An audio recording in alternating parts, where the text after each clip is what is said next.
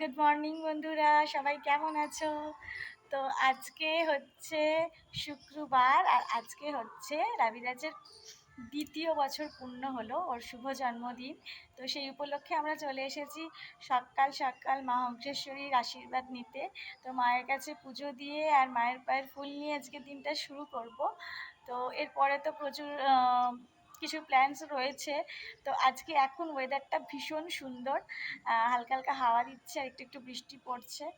তো চলো বন্ধুরা, আজকে পুরো দিনটা তোমাদের সাথে শেয়ার করছি, সাথে থাকো আর দেখতে থাকো আমার পুরো ব্লগটা।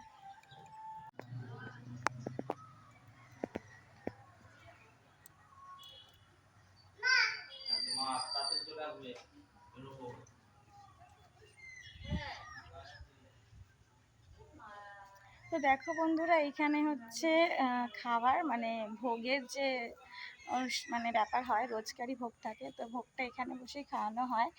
আর এখন ভোগ মানে তোমরা বাড়িতে নিয়ে গিয়েও খেতে পারো, এরকম ব্যাপারও আছে। তো দেখো, এটা ভোগের জায়গাটা, আর এখানে পিছনে বাগানটা কি সুন্দর দেখতে লাগছে।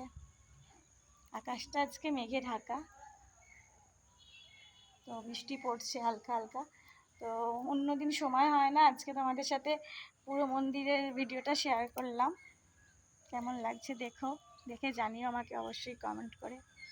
আর এখানে দেখো কি সুন্দর সুন্দর ফুল হয়েছে, দেখো ওয়াও, খুবই সুন্দর লাগছে।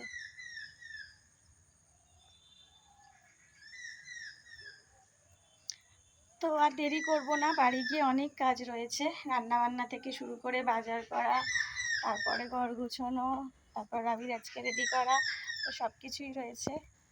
তো চলো বন্ধুরা, আজকে আর দেরি করব না, পুজো দেওয়া হয়ে গেছে আর মন্দিরটাও তোমাদেরকে ঘুরে দেখিয়ে দিলাম। এবার আস্তে আস্তে বাড়ির পথে রওনা দেব।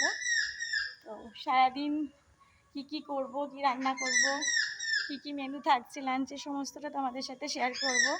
পাশে থেকো, পুরো ব্লগটা দেখতে থেকো, আর রাবিরাজকে অনেক অনেক আশীর্বাদ করো তোমরা আজকের দিনে।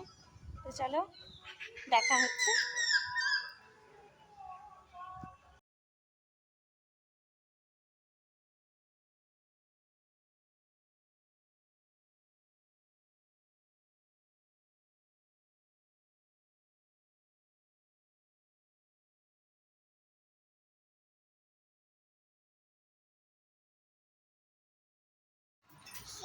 রাবিরাজের জন্য এখন এইখানে থাকবি তো,